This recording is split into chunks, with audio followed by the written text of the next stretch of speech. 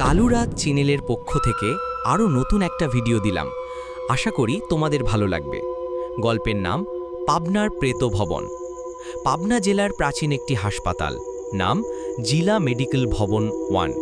বলা হয় এই ভবনের পুরনো ওয়ার্ডগুলোতে এখন আর রোগী রাখা হয় না। সেখানে ঢুকলেই দা ছমছম করে ওঠে। স্থানীয়রা এটাকে ডাকে ভবন ভূত। গল্প শুরু 2019 সালের এক রাতে নতুন ইন্টার্ন ডাক্তার তানিয়াকে ডিউটি পড়ল ভবন 1-এর পুরনো গাইনি ওয়ার্ডে। ওয়ার্ডটি কয়েক বছর আগে বন্ধ করে দেওয়া হয়েছিল, কিন্তু বিশেষ কারণে এক বৃদ্ধাকে সেখানে রাখা হয়েছিল। নাম মহিলা রহিমা খাতুন। বয়স প্রায় 80, কিন্তু চোখে মুখে অদ্ভুত এক ভয়। তানিয়া রাতের রাউন্ডে গিয়ে দেখলেন বিছানায় কেউ নেই, কিন্তু নার্সিং রেকর্ডে লেখা রহিমা খাতুন রাত 8টায় ওষুধ নিয়েছেন। তানিয়া খুঁজতে খুঁজতে সেই ওয়ার্ডের সবচেয়ে শেষের কক্ষে গেলেন। হঠাৎ কক্ষের দরজা আপনা আপনি খুলে গেল।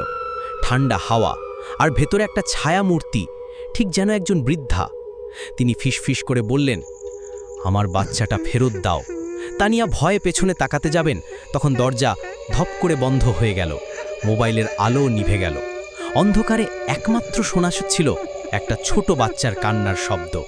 গোপন সত্য, পরদিন সকালে তানিয়াকে অজ্ঞান অবস্থায় পাওয়া গেল কক্ষের মেঝেতে। কাঁপছিলেন। বললেন, রহিমা খাতুন ওখানে নেই, কিন্তু কেউ ছিল, কেউ আমার দিকে তাকিয়েছিল পুরো রাত।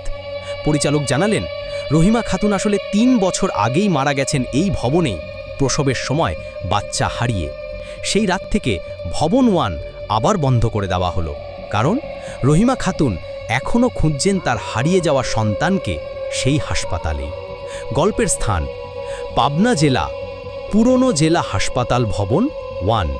চান এই গল্প দিয়ে একটা ভৌতিক ইউটিউব ভিডিও স্ক্রিপ্ট বানিয়ে দিতেও পারি, কিংবা গল্পের জন্য ইমেজ বা থাম্বনেলও বানিয়ে দিতে পারি। কি করতে চাও?